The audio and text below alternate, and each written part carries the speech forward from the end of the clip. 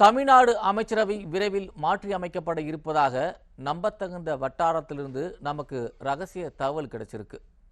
அமைச்சரவை மாற்றத்திற்காக kitchen cabinet செய்துள்ள ரகசிய ஆலோசனை என்ன? அமைச்சரவை மாற்றத்தில் யார் யாருக்கு என்னென்ன இலாக்காக்கள் ஒதுக்கப்பட உள்ளன? அமைச்சரவை மாற்றத்தின் பின்னணியில் கிச்சன் கேபினெட் போட்ட உத்தரவு கேட்டு கடுப்பான திமுக சீனியர் அமைச்சர்கள். இது பற்றி தான் இன்றைய மூன்றாம் கண் பகுதியில் விரிவா பார்க்க இருக்கோம். வாருங்கள் நிகழ்ச்சிக்கு போகலாம்.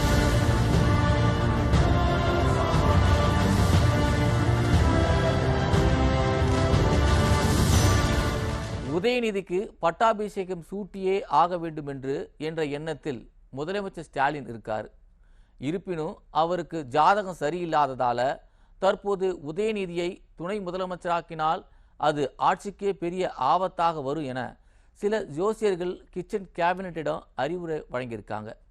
இதனை கேட்டு அப்செட்டான கிச்சன் கேபினெட் அடுத்து என்ன செய்யலாம் என மேற்கு மண்டலத்தின் குழுகுழு பகுதியில் உள்ள பிரபல ஜோசியர் ஒருவரிடம் கேட்டிருக்காங்க.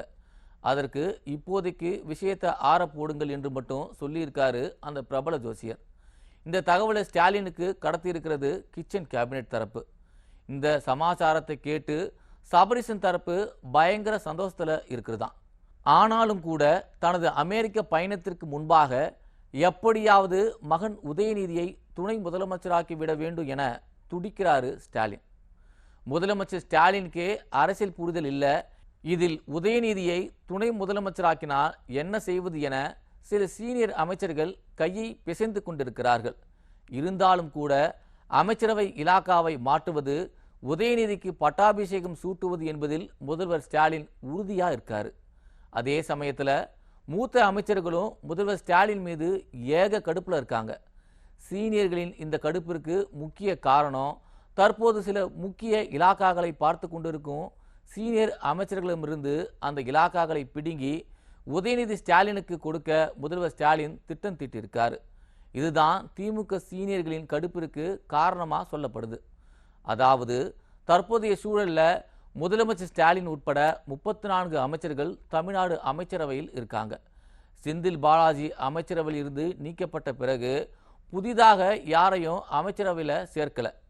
திமுகவின் கருணாநிதி மடத்தில் நடந்த தீவிர ஆலோசனை மற்றும் கிச்சன் கேபினெட்டில் நடந்த மும்முரமான ஆலோசனையில் சேலம் வடக்கு பகுதியைச் சேர்ந்த எம்எல்ஏ ஆர் ராஜேந்திரனை அமைச்சரவையில் சேர்க்கலாம் என ஆலோசிக்கப்பட்டிருக்கு.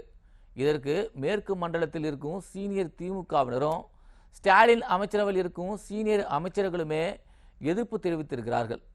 சீனியர் அமைச்சர்களின் இந்த கோபத்திற்கு காரணம் எம்எல்ஏ ஆர் ராஜேந்திரனை அமைச்சரவையில் சேர்த்து பிற்படுத்தப்பட்டோர் நலத்துறை இலாக்காவை ஒதுக்கவும் முடிவு செய்துள்ளார்கள். ஒரு பக்கம் துரைமுருகன், கே.ஏ. நேரு, ஐ. பெரியசாமி இலாக்காக்கள் உடைக்கப்பட்டு அவர்கள் டம்மியாக்கப்பட்டுள்ளனர். ஆனால் ஆர் ராஜேந்திரனுக்கு மட்டும் பிற்படுத்தப்பட்டோர் நலத்துறையா என பொறுமி தள்ளியிருக்கிறார்கள் சீனியர் அமைச்சர்கள். இந்த அமைச்சரவை மாற்றத்தால் துரைமுருகன் தான் கடுமையான கோபத்தில் இருக்கார்.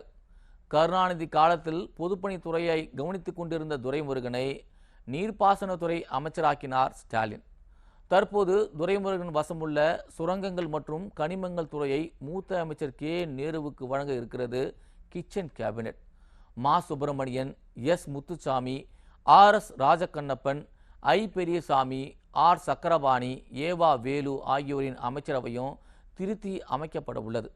இதில் சக்கரபாணி, ஐ. பெரியசாமி உள்ளிட்டோருக்கு டம்மி இலாக்காக்கள் ஒதுக்கப்பட இருப்பதாகவும் சொல்றாங்க. சீனியர் அமைச்சர்களிடமிருந்து முக்கியமான துறைகளை பிரித்து உதயநிதிக்கு கொடுக்க வேண்டும் என்பதுதான் கிச்சன் கேபினெட்டின் முக்கியமான அஜெண்டாவாக இருக்கு. இதற்காக ஐ. பெரியசாமி, கே.ஏ. நேரு இலாக்காக்கள் குறிவைக்கப்பட்டுள்ளன. தற்போது இளைஞர் நலன், விளையாட்டு மேம்பாடு, சிறப்பு திட்ட அமலாக்கத்துறைகள், வறுமை ஒழிப்பு திட்டம் உள்ளிட்ட துறைகளை உதயநிதி கவனித்துக் கொண்டிருக்கார். 2006, 2011 காலகட்டங்களில் தனது மகன் ஸ்டாலினுக்கு கருணாநிதி முக்கிய இலாக்காக்களை கொடுத்தது போல தனது மகன் உதயநிதிக்கும் ஸ்டாலின் முக்கிய சில இலாக்காக்களை ஒதுக்க திட்டம் தீட்டியிருக்கார். அதன்படி துணை முதல்வராக உயர்த்தப்படுவதுடன் கே.ஏ. நேரு வசம் உள்ள நகராட்சி நிர்வாகம், ஐ. பெரியசாமியிடம் உள்ள ஊரக வளர்ச்சி மற்றும் பஞ்சாயத்து ராஜ் துறைகள் உதயநிதிக்கு கொடுக்கப்பட இருக்கின்றன. இதனால் கே.என். நேருவும் பெரியசாமியும் கடுப்பில் இருக்காங்க. திமுகவுக்கு எதிராக பேசி ஆடியோ சிக்கியதிலிருந்து கே.என். நேரு மீது ஸ்டாலின் கோபத்தில் இருக்காரு. இதனால் திருச்சியை அன்பில் மகேஷிற்கு கொடுத்துவிட்டு மெல்ல மெல்ல கே.என். நேருவை அரசியலிருந்து ஓரங்கட்ட திமுகவில் திட்டங்கள் நடக்கின்றன. இதனை மோப்பம் பிடித்த கே.என். நேருவும் திமுக தலைமைக்கு எதிராக கிளர்ச்சி செய்யும் திட்டத்தையும் கையில் எடுத்திருக்காரு. ஒட்டு மொத்தத்தில் திமுகவின் சீனியர்களுக்கும் திமுகவின் கட்சியே உடையும் அளவுக்கும் ஹை வோல்டேஜ் மின்சாரத்தை கையில் பிடித்து கொண்டிருக்கிறார் ஸ்டாலின். அமைச்சரவை மாற்றம், சீனியர் அமைச்சர்கள் ஓரங்கட்டப்படல் என திமுகவிலும் தமிழ்நாடு அமைச்சரவையிலும் ஒரு பிரளயமே அடுத்த சில நாட்களில் ஏற்படும் என நமது மூன்றாம் கண் சோர்ஸ் சொல்கிறது.